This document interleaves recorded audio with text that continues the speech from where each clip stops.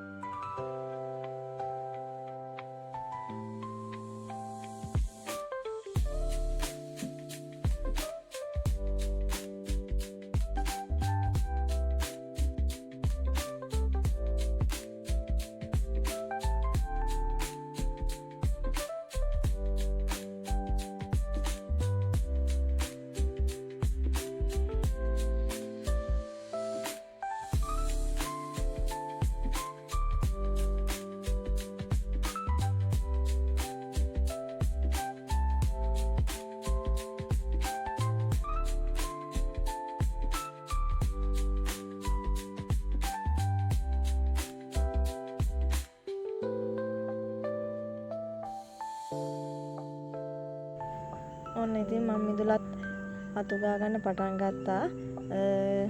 ඇතුළේ වැඩ ඔක්කොම ඉවර කරගත්තා. සාමාන්‍යයෙන් මම එහෙම කරන්නේ මම මිදුලේ එළියේ තියෙන වැඩ ඔක්කොම ඉවර කරලා තමයි ගේ ඇතුළේ වැඩ ඉවර කරගන්න යන්නේ.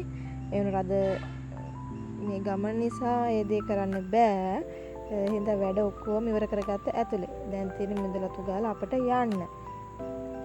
සාමාන්‍යයෙන් මම එහෙම කරන්නේ නැත්තේ මේ මොකද කවුරු හරි ගෙදර පිට කෙනෙක් එනකොට අපේ මිදුල, ඒ කියන්නේ අපේ වත්ත අපේ වලට තියෙන නම් ඒ මනුස්සයාටත් හිතෙන් හිතෙනවනේ අපෝ කියලා. මම එහෙම හිතනට කැමති නෑ. ඒ නිසා තමයි මම ඉස්සරහාම මිදුල අතු ගාලා එළියේ තියෙන වැඩ ඔක්කොම ඉවර කරලා තමයි ගේ ඇතුළේ වැඩ කරන්න යන්නේ.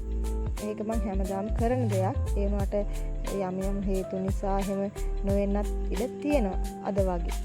ඒ නිසා ඒ වැඩත් ඉවර කරගෙනම ඒ ගමන යන්න හිතුවා. ඔන්න ඉතින් ඔහොම අතු ගා ගන්නකොට බලන්නකෝ මගේ වීඩියෝ වලට ඔළුව දාන්න ඇවිල්ලා තියෙන්නේ කවුද කියලා. මෙයා ගැන කියනවා නම් මෙයා දැන් දවස් දෙකක් තිස්සේ ගෙදර හිටියේ නැහැ. මොකද මෙයාලට බෙහෙත් විද්දා. මෙයාට බෙහෙත් විදින්න යනකොට මෙයා මටත් මං තාත්තත් එක්ක ගියේ මෙයාලට විදින්න. අපේ අනිත් යාළුවෝ දෙන්නට නම් විද්දා. මෙයාට විද ගන්න බැරි වුණා. මොකද එයා අර තාත්තා කියපු දේ මම ඇහුවේ නෑ. තාත්තා කිව්වා මෙයාව කවර එක දාගෙන යන්න නැත්තම් පණී කියලා. ඒත් මම පවුනේ කියලා කවර එකවත් රෙද් එකවත් ඔතාගෙන ගියේ නෑ. ඔතාගෙන ගියපු නැති නිසා මෙයා බයිසිකලෙන් මම බහිනකොට මෙයා එතනින් පැනලා ගියා. මොකද අර තව බව්ව යාළුවෝ වගේක් ඇවිල්ලා හිටියා. එයාලට බය වුණා මෙයා. ඊට පස්සේ මෙයා පැනලා ගියා. ඉතින් මෙයාට විද ගන්න බැරි වුණා. ගිහිලා දවස් දෙකකට පස්සේ මෙයා නැති නිසා අපි ගොඩක් හෙව්වා හම්බුනේ නෑ. ඊට පස්සේ ඒක ළඟ හලපලෙන් මාමලා වගේක් කිව්වා එයා ආපහු එයි කියලා. මොකද සාමාන්‍යයෙන් පූසෝ එහෙ ගෙදර එහෙම දාලා යන්නේ නෑලු අය හොයාගෙන එනවා කියලා. මෙයා දවස් දෙකක් ගත්තා ආපහු ගෙදර එන්න. කොහොම හරි ඉතින් හොයාගෙන ආවා. ඔන්න ඉතින් දැන් නම් මං අතු ගාගෙන නැති ඉවරෙන් බලන්න එයා නිදි. දඟලා උදේට හොඳට නිදා ගන්නවා එයා. පව් කියලා හිතනවා. ඉතින් එන ආදරේවත් මෙයාට හොඳට නිදි. ඇඟමැලි කඩ සාමාන්‍ය මිදුල නිදියන්නේ කලාතුරින්. නැත්තම් නිදියන්නේ යාගේ අපේ බබාගේ චූටි පුටුවක් තියෙනවා. ඒකේ තමයි එයා නිදාගන්නේ. ඒකේ පුටුව දැන් අපි යාට වෙන් කරලා තියෙන නිදා ගන්න. බබා ඉඳගන්නේ නැහැ සාම කියන්නේ. ඉඳ ගන්නවා කලාතුරකින් ඉඳගන්නේ. ඔන්න ඉතින් අපි දැන් යන්න තමයි හදන්නේ ගමන. ඔය තියෙන්නේ මගේ හස්බන්ඩ්ගේ රෙදි ගොඩ. එයා ඉන්නේ මාසෙකට සැරයක් නිසා තියෙන ලට්ටපට්ට ඔක්කොම උතාගෙන එනවා හොදන්න. ඒ නිසා අද ගෙදරින් රෙදි හොදන්න නැතුව අපි වැවට යන් කියලා තීරණය කරා. මොකද එයා ආපුවම අපි අනිවාර්යෙන් වැවට යනවා. මොකද මටත් වඩා ආසයි වැවට යන්න අපේ බබාලා දෙන්න. දැක්කනේ ඔයාලා රෙදි අතේ තියාගෙන ඉන්නේ වැවට යන්න ලැහැත්තිලා තමයි ඉන්නේ. අපේ රෙදිත් එක්ක ලැහැත්ති කරගෙන අරයි යන්න. ඉඳගෙන ඉන්න බයික් එක හරව ගන්නකයි තියන්න. ඉතින් අපි දැන් යනවා. ඒ වුණාට ඉස්සලාම මාව ගිහින් දැම්ම හස්බන්ඩ්. මොකද රෙදි බාස්කට් දෙකක් තිබුණා අරයි යන්න හරි බරයි. ඉතින් මට දෙකම අරන් යද්දි බබාලා දෙන්නත් තියාන යන්න බැරි නිසා මං කිව්වා ඉස්සරහා මාව වැවට දාලා එන්න. ඊට පස්සේ බබාලා අරයි යන්න කියලා. බබාලා දාලා යනකොට මුකුත් කියන්න එපා. මොකද ගොඩක් දුර නෑ අපේ ගෙවල් ගාව ඉඳලා වැවට. ඒ නිසා ඉක්මනට එන්නම් කියලා ඒ දෙන්නව තියලා අපි දෙන්න ගියා. දැන් අපි යන ගම. අනික මේ දවස්වල අපේ පැත්තේ කුඹුරු වැඩ පටන් අරන් තියෙන්නේ. බලන්න කොක්කෝම වපුරලා ඉවරයි දැන්. අපේ වෙල් නම් තව වපුරන්න කොටසක් තියෙනවා. තාත්තා මේ දවස්වල වී එහෙම දාලා තියෙන්නේ. අපේ කුඹුරු වැඩ කරන්න අපේ තාත්තා. හස්බන්ඩ්ට වෙලාවක් නැහැ. එයා ඉන්නේ කලාත් කියන්නේ මාසෙට දවස් 4යි. ඒ නිසා එයාට ඒ වෙලාවක් නැති නිසා මගේ තාත්තා තමයි කුඹුරු වැඩ ඔක්කොම වැඩ කරන්නේ. ඕනේ හිටි හස්බන්ඩ් ගියා මාව දාලා වැව ගාවට. එයාලා නිකන් බලන්නකෝ අපේ වැව ලස්සනයිද කියලා අලුතෙන් වැහි වතුර එකතු වෙලා දැන් වැවේ වතුර ගොඩාක් පිරීලා. අර කලින් පාර ගියා වගේ නෙමෙයි මේ පඩිය උඩටම වතුර ඇවිල්ලා. ෂෝක් වතුර ටික. බය බෑ ඉතින් තනියම නාන්නත් ඉතින් මේ තනියම නේ වැවේ උදේ අනික උදේ 11ට විතර. එයාලා එනකන් ඉතින් මං චුට්ටක් හිටියා. වැව බල. ඔයාලත් බලන්නකෝ වැව ලස්සනයිද කියලා අපේ.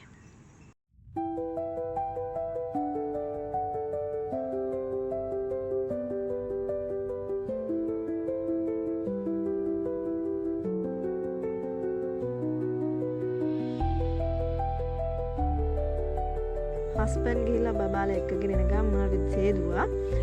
එයාලා එනකොටත් මම රෙදි සෝදන්න පටන් අරන් තිබ්බේ. දැන් ඒ දෙන්නත් ඇවිල්ලා දැන් මේ වැහැල් බහැලා මාළු අල්ලන්න හදනවා. අර අපේ ලොකු පුතා මේ ගෙදරින් එනකොට ගොට්ටකුත් අරන් ඇවිල්ලා මාළු අල්ලන්න. ඒවට ඇල්ලෙන්නේ නැහැ මාළු. පොඩි බබා එයාගේ ඇඳන් හිටපු ඇඳුම ගලවලා අර වතුර යටින් දාලා උඩින් සබන් කැලි දාලා තියෙන මාළු ඇල්ලෙන්නේ. එයාට ඒක අල්ලගන්න තේරෙන්නෙත් නැහැ. තේරෙන්නේ නැති වුණාට ඒක කරන. ඉතින් අපිට hina වෙලා මැරුණා එතන. දැන් හස්බන්ඩ්ුයි මයි දෙන්නම තමයි රෙදි සේදුවේ. මොකද රෙදි ගොඩාක් තිබ්බා යාගේ. ඒ නිසා අනික මේ මොහොම රෙදි ගොඩාක් එකපාර හොදන්න තියෙනකොට අපි සාමාන්‍යයෙන් හස්බන්ඩ් ඉන්නවා නම් වැවට එනවා.